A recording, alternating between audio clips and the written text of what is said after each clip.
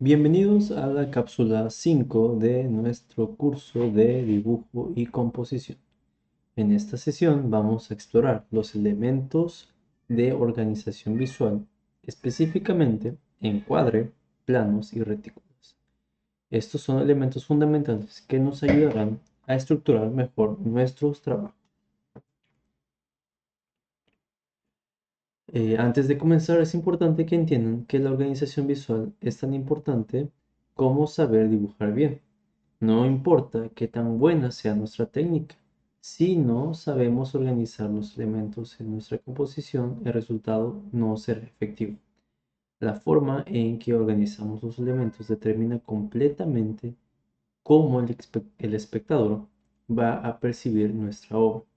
Hoy vamos a ver tres elementos clave que nos van a ayudar en esta tarea: el encuadre, los planos y las retículas.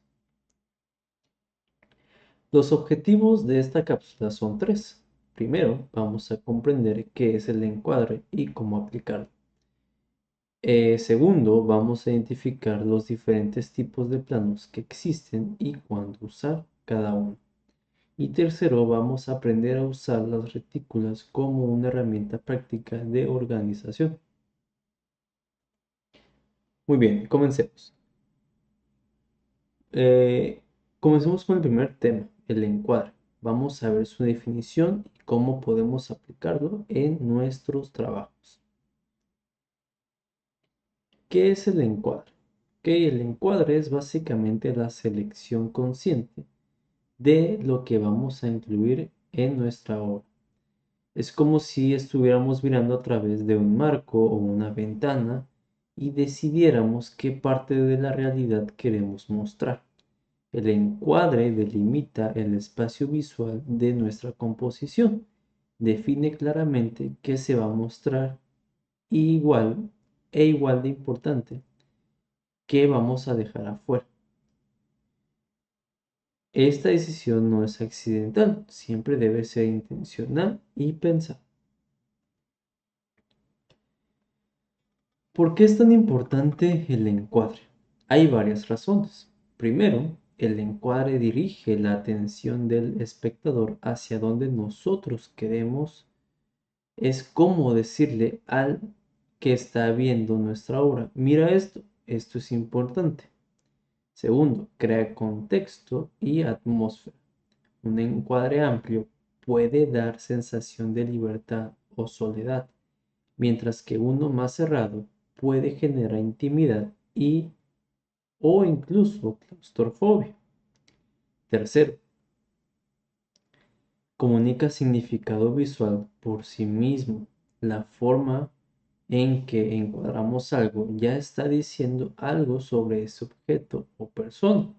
Y finalmente establece la relación entre la figura principal y el fondo, determinando cuánto peso visual tiene cada elemento. Ahora veamos los diferentes tipos de encuadre que podemos usar. El encuadre cerrado limita mucho el espacio alrededor del sujeto, generando una sensación de intimidad, pero también puede crear tensión o encierro.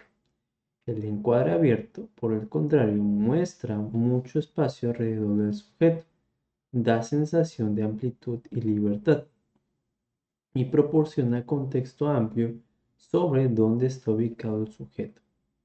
Luego tenemos el encuadre centrado, donde el sujeto principal está justo en el centro de la composición. Esto genera equilibrio y estabilidad. Es muy armónico. Y finalmente, el encuadre descentrado coloca al sujeto fuera del centro. Esto crea dinamismo y tensión visual, hace que la composición sea interesante, aunque hay que tener cuidado de no generar desequilibrio. Además del encuadre, también tenemos que decidir el formato, es decir, la forma del marco en sí. La forma horizontal o apaisado es perfecto para paisajes y escenas amplias. Nos da una sensación de amplitud que mencionábamos. El formato vertical o retrato es perfecto para paisajes y escenas amplias. Nos da esa sensación de amplitud que mencionábamos. El formato cuadrado nos da un equilibrio perfecto y estabilidad, no favorece ninguna dirección en particular. Y también podemos usar formatos circulares o irregulares que rompen las convenciones y llaman mucho la atención, pero hay que usarlos con cuidado porque pueden distraer del contenido. Una herramienta muy útil para el encuadre es la regla de los tercios. Esta regla es muy simple pero muy efectiva. Consiste en dividir nuestro encuadre en 9 partes iguales, usando 2 líneas horizontales y 2 verticales, como si fuera un tablero de 3 en raya. La idea es colocar los elementos importantes de nuestra composición en la intersección de esta línea o a lo largo de las líneas mismas. Estas zonas donde el ojo humano naturalmente se siente atraído. Esto genera composiciones mucho más dinámicas e interesantes que si simplemente centramos todo en un medio. La regla de los tercios nos ayuda a evitar composiciones aburridas o estáticas. Perfecto. Ahora que entendemos el encuadre, pasemos al segundo tema, los planos. Aquí vamos a hallar de distancia y escala visual. ¿Qué son los planos? Los planos se refieren a la distancia aparente entre nosotros como observadores y el sujeto que está dibujando. Los planos determinan cuánto vemos del sujeto. Si el plano es muy cerrado, vemos solo una parte pequeña.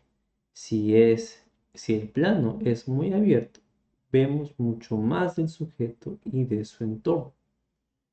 Esto incluye directamente en la narrativa visual de nuestra obra.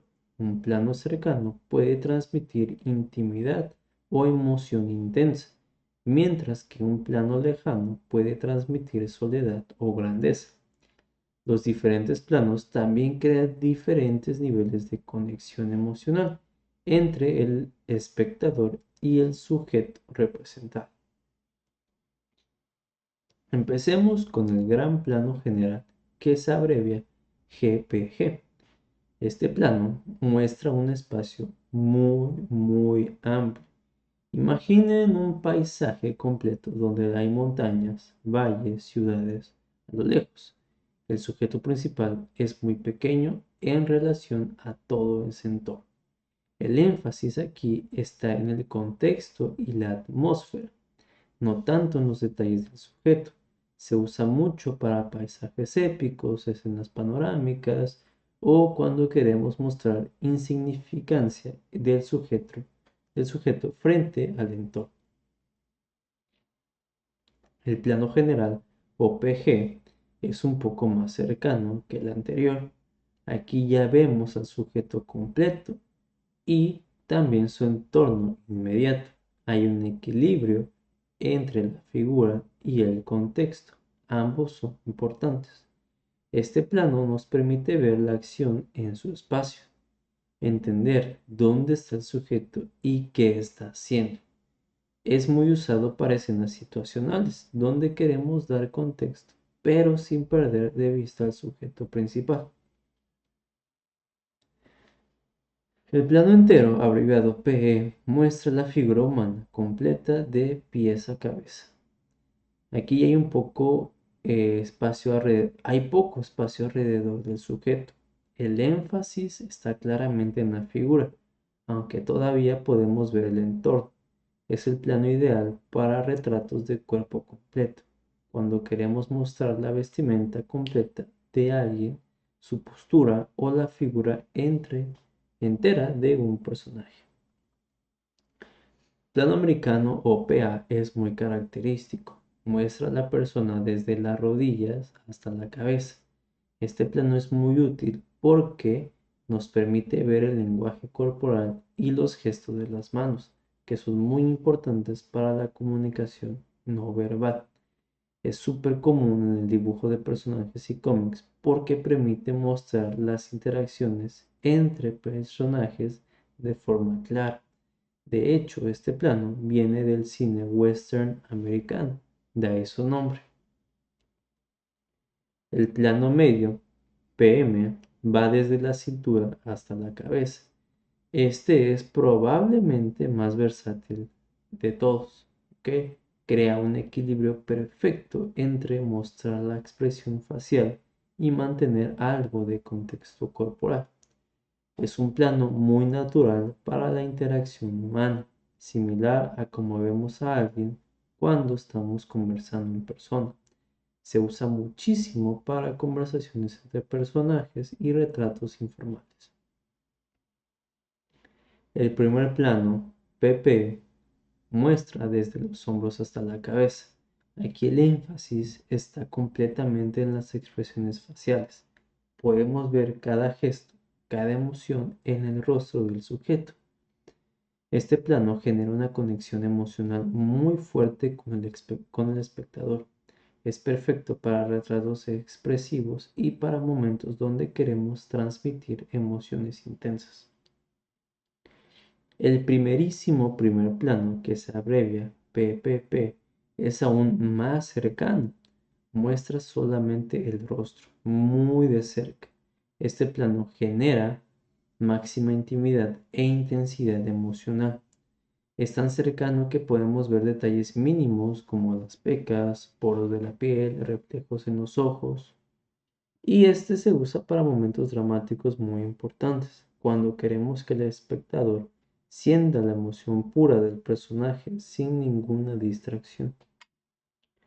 Finalmente tenemos el plano detalle, PD, que muestra un fragmento muy específico del sujeto. Por ejemplo, sobre las manos, los ojos o quizás un objeto pequeño que es importante para la narrativa. Este plano enfatiza elementos simbólicos o detalles que tienen significado especial.